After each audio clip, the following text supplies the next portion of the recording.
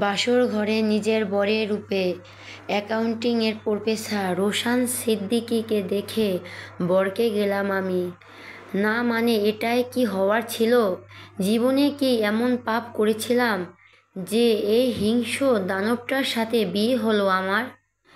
তাও আবার আমারই টিচার। ছি, ভাবতেই শরীর রিরি করে উঠছে। সারা জীবন স্কুল কলেজে যারা প্রাইভেট টিচারদের সাথে রিলেশন করে তাদের নিয়ে কটূক্তি করে এসেছি, আর আজ আমার সাথেই তা ঘটলো। ছি, ভাবা যায় যে ওনার সাথে আমার কোনো দিন রোমান্স কিছু হবে?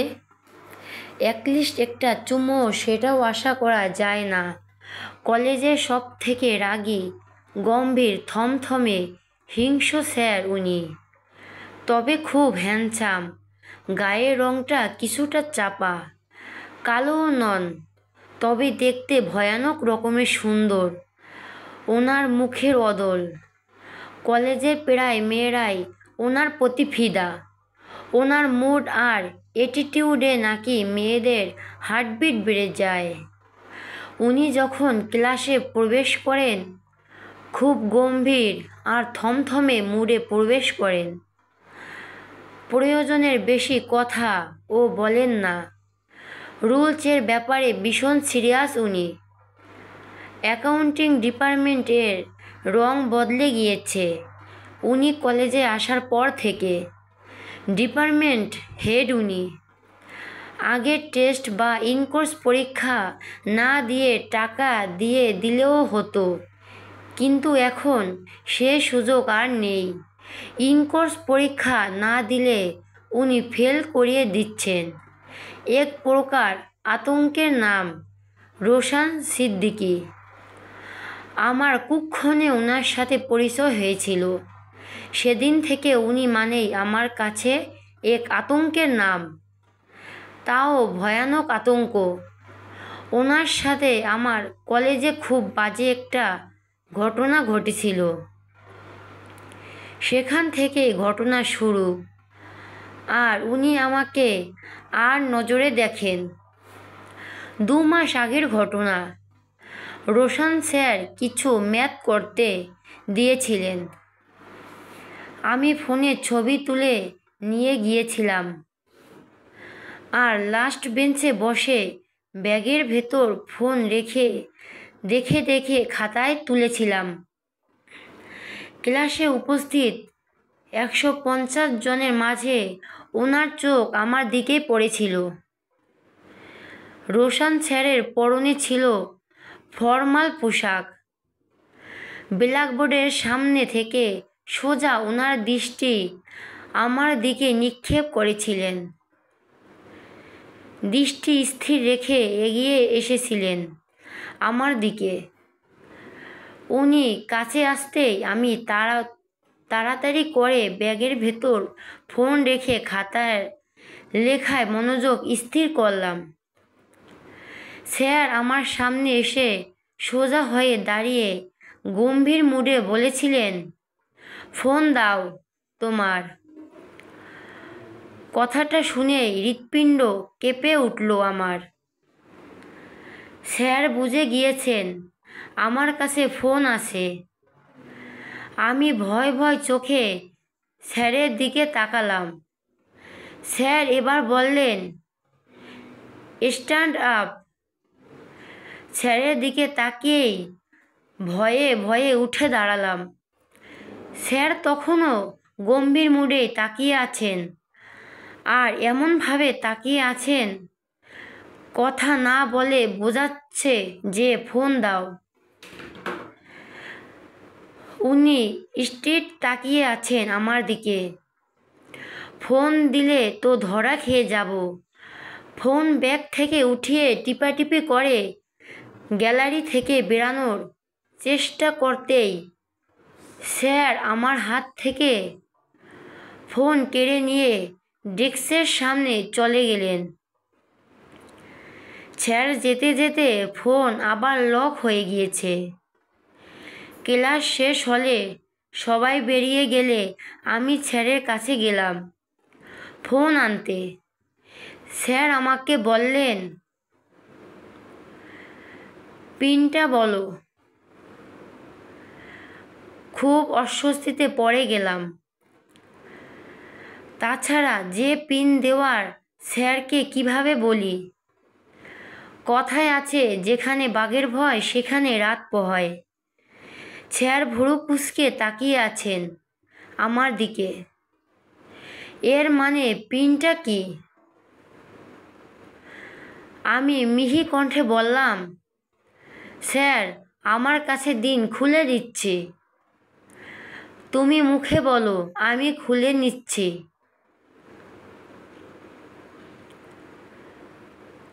কিউটার বাসা। স্যার মুহূর্তের মাঝে অবাকে চরম পর্যায়ে গিয়ে উচ্চারণ করলেন, হোয়াট? সরি স্যার, এটা আপনাকে বলিনি। আমার ফোনের পাসওয়ার্ড। আই নো তুমি আমাকে বলনি, বাট এটা কোনো সুস্থ মানুষের ফোনের পাসওয়ার্ড। ছোট বোন যেন গেস করতে না পারে, তাই এই উপায় স্যার। স্যার আমার দিক থেকে চোখ সরিয়ে নিয়ে ফোনের পিন খুললেন। তখনই আমার আরেক টেনশন ছিল, কারণ ফোনের ওয়ালপেপারে স্যারের ছবি দেওয়া। এটা গতকালই বন্ধুরা ডেয়ার দিয়েছিল, 48 ঘন্টা রাখতে হবে। স্যার ফোনের ওয়ালপেপার দেখে আর চোখে তাকালেন আমার দিকে। লজ্জায় আমার কি অবস্থা হয়ে যাচ্ছে তা আমি ছাড়া আর কেউ জানে না। এইদিকে ফোনের নেটও অন করা ছিল। বন্ধুদের নিয়ে করা আড্ডা প্যানেলে কত অসভ্য কথা বলাবলি করেছি। এখানে রোশান স্যারকে নিয়েও অনেক কথা হয়েছে। ঠিক তখনই আড্ডা প্যানেলে মেসেজ এসেছে। সোয়া মেসেজ দিয়েছে, সারাহর সাথে কি স্যার প্রেম করছে ক্লাসরুমে দাঁড়িয়ে? তনয় মেসেজ করেছে, এমনি সারাহ স্যারকে দেখে ফিট হয় আর কাছাকাছি দাঁড়িয়ে শুভদৃষ্টি বোধহয় হয়েই যাচ্ছে। দীপ মেসেজ করেছে, এমনিতেই সারাহ বলে রোশান স্যার মানেই হট, আর এই হট টমেটো সস এখন সারাহর সাথে একান্তে সময় কাটাচ্ছে। বিনীতেশ সারা স্যার প্যানেলে প্রবেশ করলেন। যাবতীয় মেসেজ দেখে স্যারের রাগ আকাশে উঠেছে। উপরেই আমার করা মেসেজ আছে, রোশান হলো হট টমেটো সস। ওয়াও কি লুকিং, কি জোশ, উনি শুধু আমার। একবার কলেজ থেকে বেরি হই, স্যারের সাথে ফেক আইডি দিয়ে প্রেম করব, দেন বলবো স্যার আমি। স্যার অদ্ভুত এক দৃষ্টিতে আমার দিকে তাকালেন। তার জীবনে বোধহয় এমন অভিজ্ঞতা আগে হয়নি। এর আগে কোনো স্টুডেন্টের সাথে এমন কিছু হয়তো পাইনি। স্যার আমার দিকে তাকিয়ে বললেন, তোমার ফোনের ডিসপ্লেতে কার ছবি? জি স্যার, আপনার। স্যার ভুরু কুঁচকালেন আর বিরক্তি মিশ্রিত কণ্ঠে বললেন, বাট হোয়াই? স্যার ফ্রেন্ড বা ডেয়ার গেম দিয়েছিল আর বলেছিল আপনার ছবি ফোনের ডিসপ্লেতে দিয়ে স্ক্রিনশট দেওয়ার জন্য। স্যার রাগ কি গেম খেলার পার্সন? না স্যার, ভুল হয়ে গিয়েছে, আর হবে না। অন্যায় কয়েক ধাপে করেছো তুমি। এক ফোনে পিকচার তুলে এনে নকল করে ধরা খেয়েছ। 2 টিচারদের নিয়ে বন্ধুদের সাথে কটূক্তি করেছ। আমার পারমিশন ছাড়া আমার ফেসবুক প্রোফাইল থেকে ছবি নিয়েছো কেন? কলেজে কি এসব করতেই আসো? আর আড্ডা প্যানেলে তোমরা যা বলাবলি করো আর যেসব ভিডিও আদান প্রদান করো, টিচারদের নিয়ে মিস তৈরি করো, তোমাদের কলেজ থেকে বহিষ্কার করা উচিত। স্যার, আর এমন হবে না। এসো, অধ্যক্ষ স্যারের রুমে এসো। রোশান স্যার অধ্যক্ষ স্যারকে গিয়ে বললেন, জানি না। অধ্যক্ষ স্যার বাড়িতে ফোন করে নালিশ দিলেন, সাথে আমাকে ওয়ার্নিংও দিয়ে দিলেন। রোশান স্যার থমথমে মুডে আমাকে বললেন, তুমি আমার নজরে থাকবে এখন থেকে। আমার নাম সারা আনাম, মা বাবার ছোট মেয়ে, অনার্স সেকেন্ড ইয়ারে পড়ি, বিবিএ অনার্স। আমার ফ্যামিলি আর 5টা ফ্যামিলির মতো নয়। আমার দাদু পুরানো রীতি আজও ধরে রেখেছেন, আর এ ব্যাপারে সে ভীষণ স্ট্রং।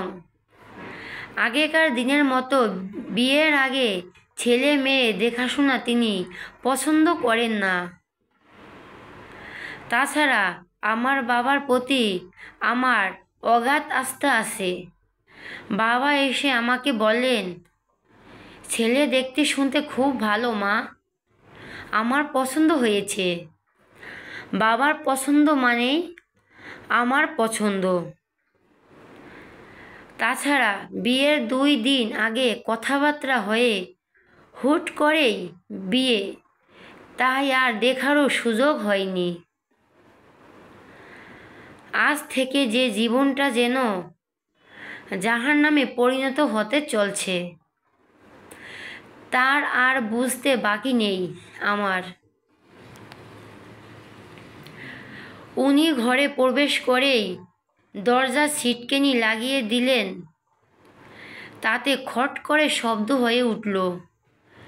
সেই শব্দে কেঁপে উঠল আমার অন্তরাত্মা। ঘরে প্রবেশ করেই আমার দিকে আর চোখে একবার তাকালেন আর বললেন, আপনি শাড়িটা চেঞ্জ করে নিন ওয়াশরুমে গিয়ে। আমি বুঝতে পারছি আপনার অস্বস্তির হচ্ছে, বিকজ এইভাবে অচেনা অজানা একটা মানুষের সাথে বিয়ে হয়েছে আপনার। হঠাৎ করে খারাপ লাগা বা অস্বস্তি ফিল হওয়াটাই স্বাভাবিক। কি করব, আমার দাদুও আপনার দাদুর মতোই সেই সেকালের নিয়ম ধরে রেখেছেন। বাট আমি জিজ্ঞেস করেছিলাম, যার সাথে আমার বিয়ে হচ্ছে সে কি এইভাবেই আমাকে মেনে নিতে পারবে? আপনার আব্বু জানিয়েছেন যে আপনার কোনো আপত্তি নেই। যাই হোক, আমার দ্বারা আপনার কোনো অস্বস্তি ফিল হবে না, এমন কিছুই পাবেন না। ইয়া মাবুদ, উনি তো আমার মুখ না দেখেই সুন্দর করে কথা বলছেন। মুখ দেখার পর কি বলবেন আল্লাহই ভালো জানেন। কতক্ষণই বা মুখ ঢেকে রাখতে পারবো। সারা রে, তুই ফেঁসে গেছিস, এ জন্মের মতো ফেঁসে গেছিস। রোশান স্যার যতক্ষণ না মুখ দেখেন ততক্ষণই শান্তি তোর। এরই মাঝেই পাশের রুম থেকে মাগো মারলাম বলে কেউ চিৎকার দিয়ে উঠল। কণ্ঠটা একটা মেয়ের। আমার কানে ভেসে আসছে পুরুষালী কণ্ঠ, দাঁত কিরমির করে বলছে, বান্দির বাচ্চা, আজ তোকে মেরেই ফেলবো। বেশি সাহস বেড়েছে তাই না তোর? আমার সব কিছুতে তোর বাড়াবাড়ি বলি কারো গায়ে আঘাত করছে, আর সেই আঘাতে চিৎকার করে উঠছে মেয়েটি। রোশন স্যার দ্রুত ঘর থেকে বেরিয়ে গেলেন। আমিও বিছানা ছেড়ে দরজায় এসে উকি দিয়ে দেখলাম বারান্দায় একটা মেয়ে দাঁড়িয়ে কাঁদছে। মেয়েটির নাম তরি। শুনেছি আমার যা হয় রোশন স্যারের ছোট ভাই এর বউ। ওনার ছোট ভাই নাকি আগেই বিয়ে করেছিলেন, যদিও ছোট ভাইকে আমি এখনো দেখিনি। এরই মাঝে রোশন স্যার এর ছোট ভাই বেরিয়ে এলেন রুম থেকে।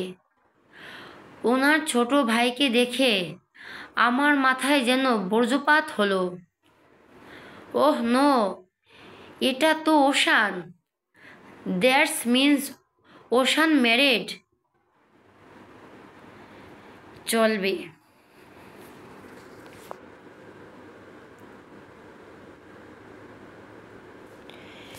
নিজের দেবরের স্থানে ওশানকে দেখে যতটা আশ্চর্য হয়েছিল, ততটা আশ্চর্য আমি নিজের বরের স্থানে রোশন স্যারকে দেখেও হয়নি। জীবন সিনেমা থেকেও ভয়াবহ, কঠিন, মর্মান্তিক, নাটকীয়।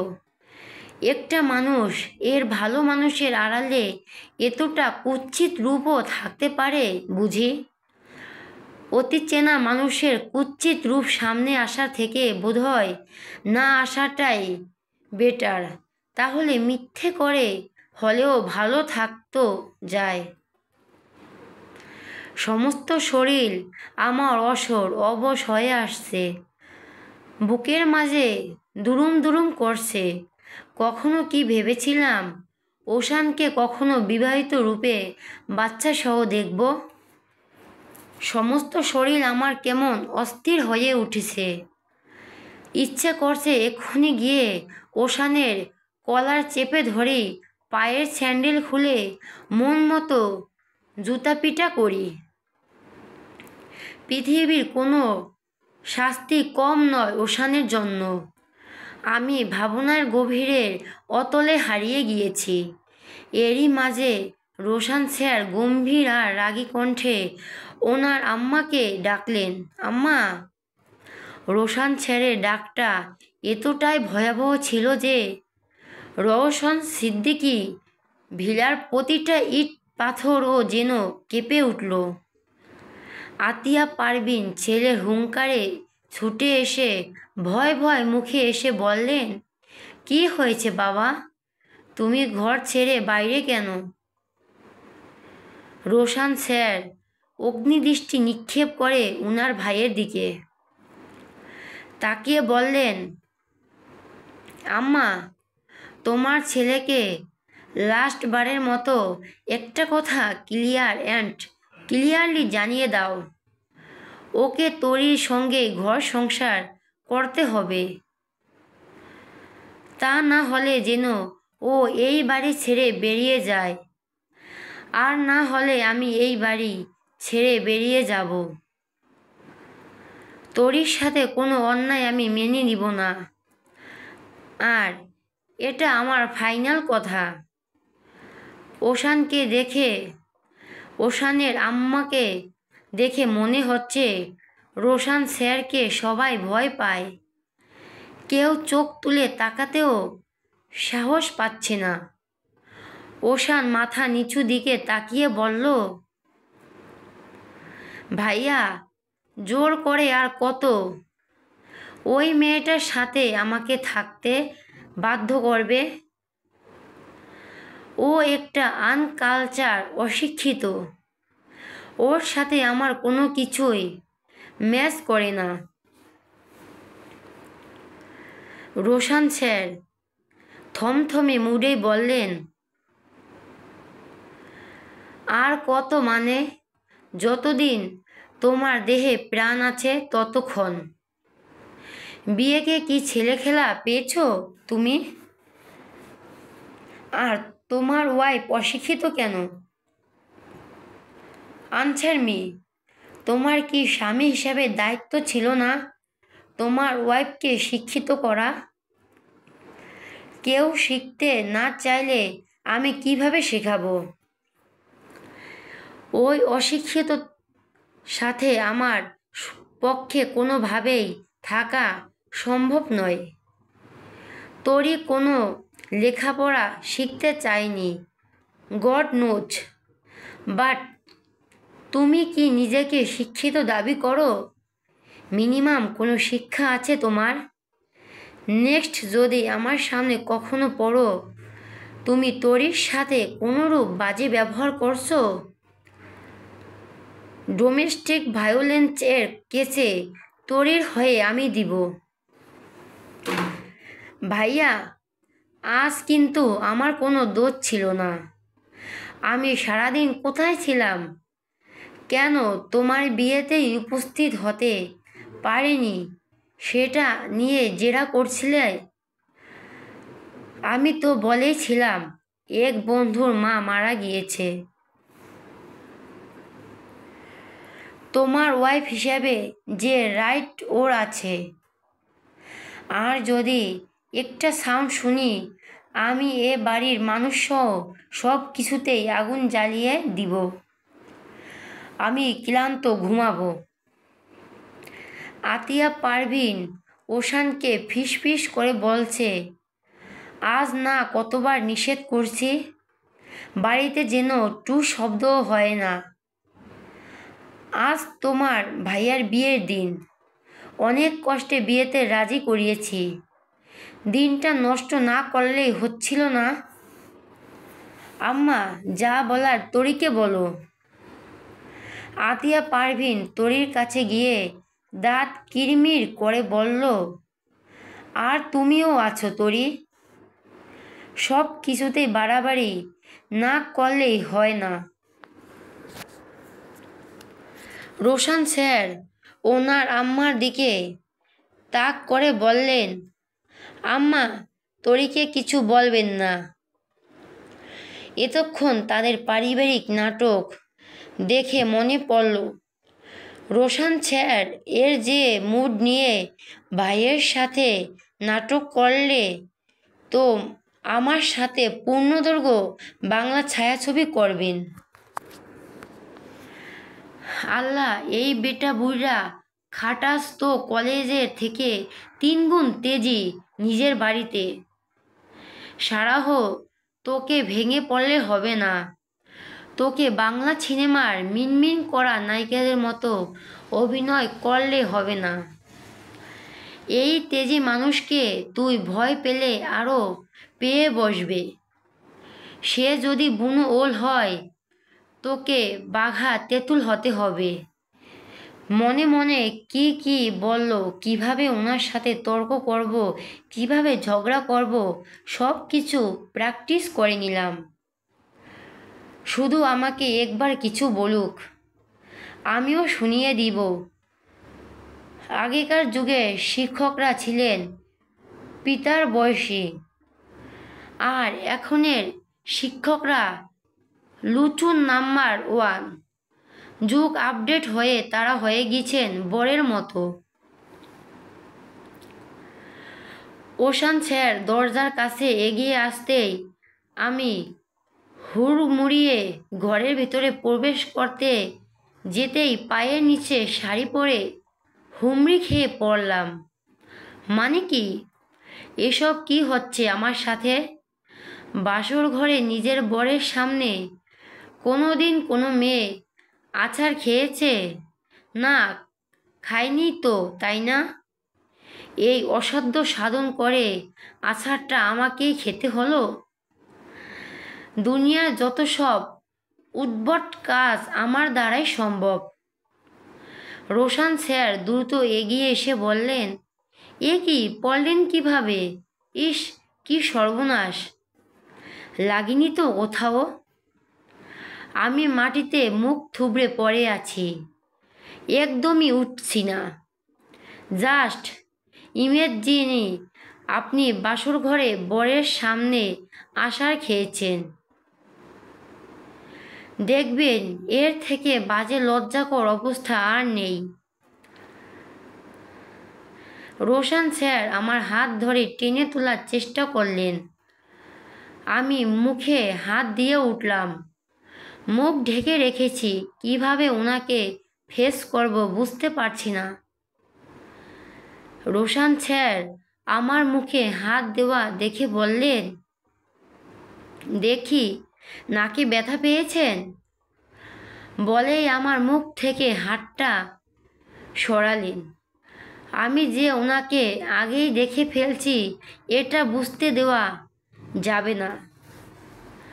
ওনাকে দেখে আকাশ থেকে পড়ছি, বিশাল অবাক হয়েছি। এমন একটা ভাব করতে হবে। আমার মুখ থেকে হাতটা সরানোর সময় আমি একদম চোখ মুখ খিচে বন্ধ করে রইলাম। আস্তে আস্তে চোখ পিটপিট করে তাকানোর চেষ্টা করলাম। উনি ভয়ানক মুডে তাকিয়ে আছেন আমার মুখের দিকে। মনে হচ্ছে উনার জীবনে অপছন্দীয় কাউকে দেখছেন। এবার আমিও পুরো খুলে তাকালাম। একই সাথে দুজনের উচ্চারণ করলাম। উনি বললেন, তুমি? আর আমি বললাম, আপনি? এবার রোশান স্যার সাথে সাথে হাত কপালে চালিয়ে দিয়ে বললেন, ও শিট, শেষ পর্যন্ত কিনা তোমার মতো একটা অসভ্য মেয়ে জুটলো আমার কপালে। শেষ পর্যন্ত কিনা আমার কপালে আপনার মতো একটা গম্ভীর বুইড়া জুটলো। কি এমন পাপ করেছিলাম জীবনে যে আপনার মতো একটা মানুষের সাথে আমার বিয়ে হলো? উনি তীব্র বিরক্তি নিয়ে বলছেন, আমার মতো মানে? What do you mean? আর পাপ তুমি করবে কেন? পাপ আমি করেছিলাম নিশ্চিত, না হলে আমার কপালে এমন অসভ্য বেয়াদব মেয়ে জোটে? দেখুন, এটা আপনার ক্লাসরুম না যে এখানে ভদ্রতা শেখাবেন। তাই ভুলেও আমাকে অসভ্য টসভ্য বলবেন না। এটা আমি একদমই সহ্য করব না। ক্লাসরুম তো পেছনের বেঞ্চে বসে এমনভাবে থাকো যেন ভাজা মাছটি উল্টে খেতে জানো না। আর এখানে বেয়াদবের মতো তর্ক করছো। আমাকে সেই সব মেয়ে ভাবলে ভুল করবেন। আমি চুপচাপ মানুষের কথা হজম করা মেয়ে না। আর আমাকে বেয়াদব বলছেন কেন আপনি? আপনার জন্য অদক্ষ স্যার আমার বাড়ি নালিশ দিয়েছিল, সেসব আমি ভুলিনি। আমার কলিগরা যদি জানে সেই সমালোচিত মেয়েরা সাথে আমার বিয়ে হয়েছে, তারা কি ভাববে? আমার ইজ্জত মান সব শেষ। আর আমার ফ্রেন্ডরা যদি জানে আপনার সাথে আমার বিয়ে হয়েছে, তাহলে কি আমার মান সম্মান থাকবে? এ তো মান সম্মানের ভয়। বিয়ের আগে কার সাথে বিয়ে হচ্ছে জানতে চাওনি কেন? আপনি জানতে চাননি কেন? আমি তোমার মতো বেয়াদব নই যে বড়দের কথার বিরুদ্ধে যাব। তাহলে শুনুন, আমিও আপনার মতোই ভদ্র, তাই বড়দের বিরুদ্ধে যাইনি। আমার ঘুম পাচ্ছে। Good night. আমাকে অশুভ নাইটের শুভেচ্ছা জানানোর রিকোয়েস্ট করছি। নাইট আর কোনোদিনই শুভ হবে না আমার। বলেই রোশান স্যার আলমারি থেকে ট্রাউজার আর টি শার্ট নিয়ে ওয়াশরুমে প্রবেশ করলেন। ওনার দিকে তাকিয়ে দেখি মারাত্মক সুদর্শন দেখাচ্ছে উনাকে। উনি বিছানায় এসে শুয়ে পড়ে বললেন, আমি ক্লান্ত, লাইট অফ করে দাও। ঘুম পাচ্ছে আমারও, ঘুমাবো কোথায়? জায়গা না পেলে খাটের নিচে যেতে পারো, বারান্দা, বাথরুম, যে কোনো জায়গায় যেতে পারো। I have no problem. অচেনা জায়গায় ভয়ও লাগছে, কি করব বুঝতে পারছি না। রুমের মাঝে খাম্বার মতো দাঁড়িয়ে আছি। উনি কিছুক্ষণ পরে বললেন, বাংলা মুভি দেখো তাই না? কেন? মানে ফ্লোরে ঘুমানোর প্ল্যান করছো? এটা কোনো শুটিং স্টপ নয়। বিয়ে হয়েছে আমার সাথে তোমার, তাই চুপচাপ খাটে এসে শুয়ে পড়ো। তোমার রাইট আছে খাটে ঘুমানোর। আস্তে করে গিয়ে গুটিসুটি মেরে শুয়ে পড়লাম। উনি উল্টো দিকে ঘরে শুয়ে আছেন। এরই মাঝে আবার সমস্যায় পড়লাম। এবার বোধহয় মান ইজ্জত কিছুই থাকবে না। যা হতে চলছে, পেটের মাঝে কেমন বুড়বুড় করছে। বুঝতে পারছি এটা কিসের লক্ষণ। চেপে রাখার মারাত্মক চেষ্টা করতেই ফুস শব্দ হলো, আর তাতেই পুরো ঘর দুর্গন্ধে ছড়িয়ে গেল। রোশান স্যারের বুঝতে বাকি নেই কিসের শব্দ। এখানেই শেষ নয়, আরও আছে। সব সীমা অতিক্রম করে বিকট শব্দে বায়ু দূষণ হয়ে গেল। মানে এমন লজ্জা আমার বাপের জন্মেও পাইনি। ইচ্ছে হচ্ছে 70 গজ মাটির নিচে পুঁতে যাই আমি। ঘুরে তাকিয়ে দেখি রোশান স্যার কি অদ্ভুতভাবে তাকিয়ে আছেন আমার দিকে। চোখে চোখ পড়তেই সে কি লজ্জা। উনি বালিশ আর পাতলা কাঁথাটা নিয়ে আমার দিকে অদ্ভুতভাবে তাকিয়ে বিছানা ছেড়ে উঠে রুমে রাখা লম্বা মেরুন কালারের ডিভানে গিয়ে শুয়ে পড়লেন।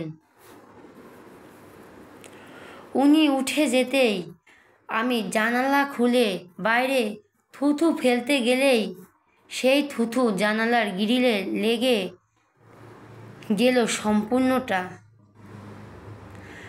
উনি আবারও ডিভান থেকে উকি মারলেন আমার দিকে। কি অদ্ভুত সে চাহনি। চলবে।